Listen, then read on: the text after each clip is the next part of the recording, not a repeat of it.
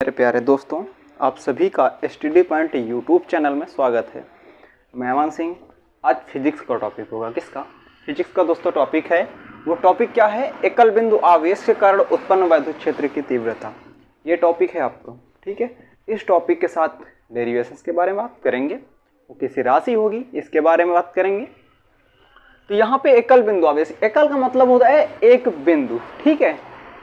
एक बिंदु मान लेते हैं, ठीक है। जो कहेगा मैं वो करूंगा, जो आपको कहेगा निकालने को आपको वही करना है। मैथ समझो इसे, ठीक है।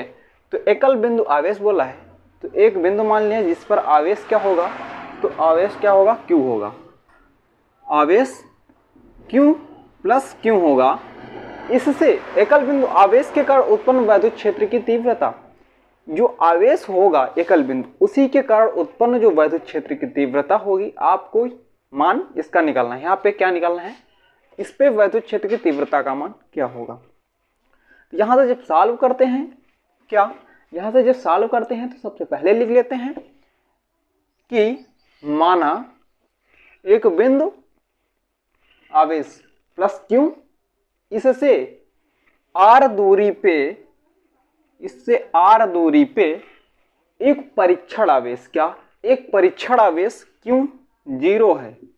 क्या Q0 दोस्तों क्या है? Q0 एक परीक्षण आवेश कितनी? R दूरी पे। तो ये भी मान लेते हैं R दूरी पे एक परीक्षण आवेश Q0 है। इस Q0 पे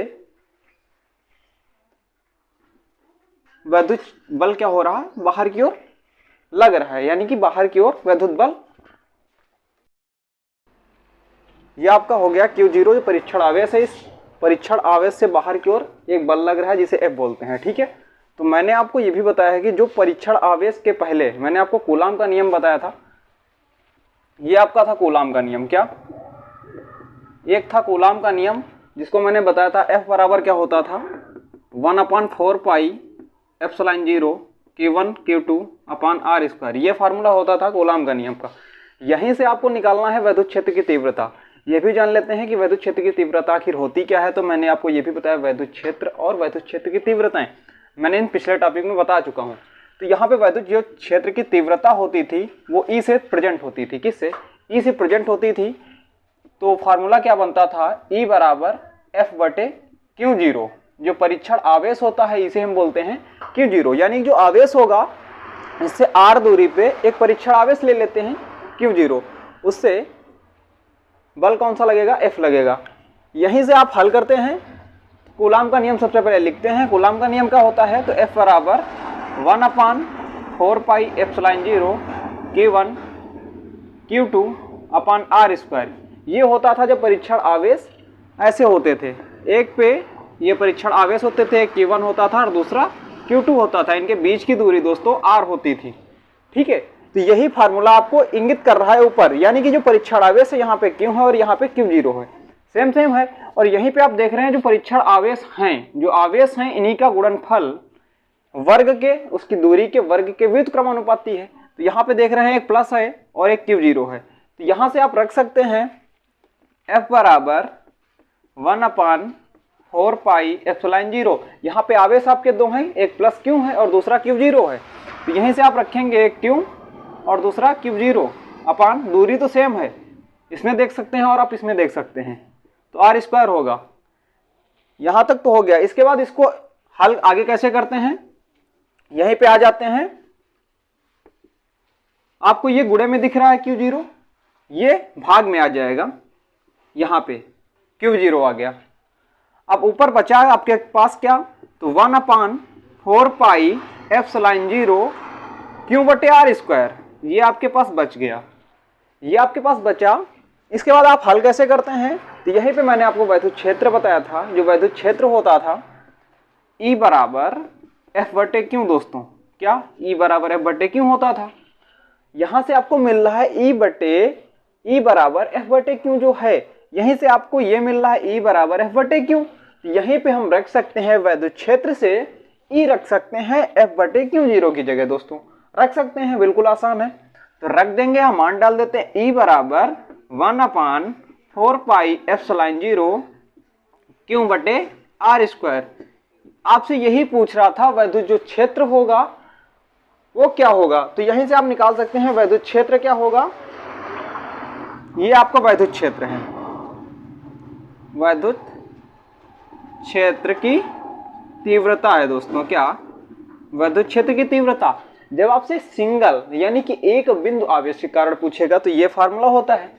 अब यहां से आपका इसका मात्रक क्या होता है दोस्तों, ये भी जान लेते हैं मात्रक क्या होता है।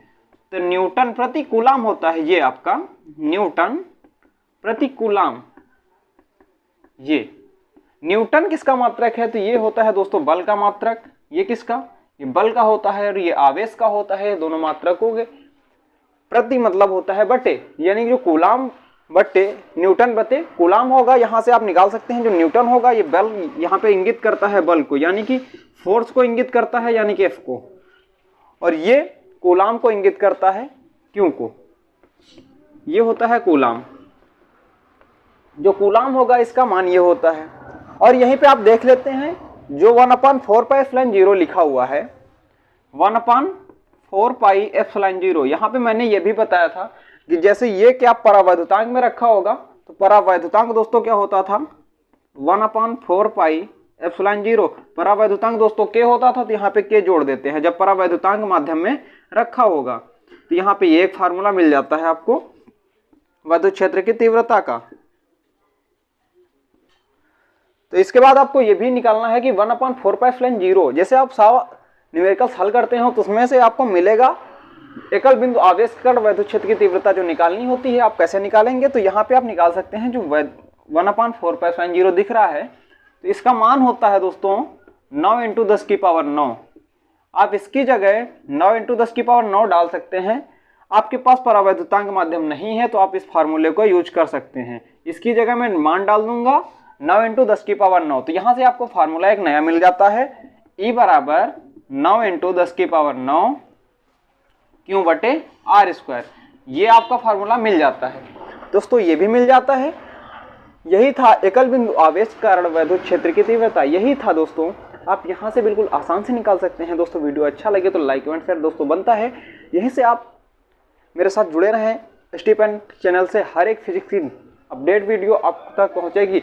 और आपने अभी तक बेल आइकन को प्रेस ना किया हो तो दोस्तों प्लीज़ बेल आइकन को प्रेस कर लीजिए ताकि आपके पास STPen यूट्यूब चैनल का नोटिफिकेशन बिल्कुल आसानी से पहुंच सके। जय हिंद दोस्तों, अब फिर से मिलेंगे STPen यूट्यूब चैनल के साथ। अमन सिंह।